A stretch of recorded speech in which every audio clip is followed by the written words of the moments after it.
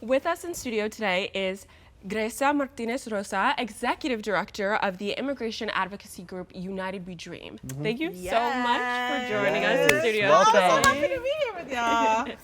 Thanks so much for having me. I know that the episodes are doing amazing. So, and you know, the question on everybody's mind is like, are we okay? Are you all right? Right. So I'm glad to be with you today. Wait, but are you? That's the real question. And Honestly, actually, are you okay? I am great. Like, Oh. I feel like Okay, refreshing. Caught off yeah. You know, I've been doing organizing for 20 years. Okay. Since I was, 5 years old. No, I'm just kidding. But it feels like I'm an Olympic sport strategist. Like I've been training up for 20 years, and this is the moment. Like when the things get the toughest, especially for immigrant communities, we know how to face it head on, how to make a plan, and how to just keep it pushing. So, yeah, I'm not gonna lie.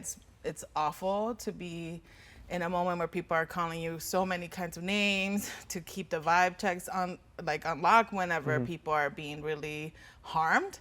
But I think that the beauty of immigrants and the beauty of like just this moment is to say like, yeah, and so what? We're not going anywhere. We're here. Absolutely. And you know what? That makes so much sense to me because I actually saw someone on TikTok talk about this. It's so easy to think about these issues and lean so much into despair. But what really brings people hope is action. And you are just such a shining example of all that action. I try to do it. And I do want to ask though, like before we dive in, because I know there's so much we want to learn about like you, your journey, your trajectory. How are you able to answer that question, like what you just did right now, saying, yeah, everything is fine, I'm okay, during times like this? Like, what have you learned to do for yourself, whether that's from your community or from like those around you, to stay grounded? Because I think we both need some of that advice ourselves. I know, I need it too. So I think, thank you for, I just feel like two things. One is, for me, community is always the antidote. Okay. Like when things get rough, I know that you all probably have friends and family that you want to come to. For me, it's coming to the show and knowing that there's people that want to know more about immigration. We just saw Elizabeth on the street asking people about what's happening. I give it up to her for being out there and asking really simple but also complex questions. It matters that like people are watching us today because they want to learn more about what's happening. And honestly, it's not the hardest thing, you know? Like, I've grown up undocumented in Texas. I'm a queer as fuck sort of lady in Texas, and it's been a journey. So I think part of the lesson of this moment is that there are gonna be difficult things. The opposition is very powerful, but we're not powerless, and we're actually like the protagonist of our own story. So we gotta act like it and move like it.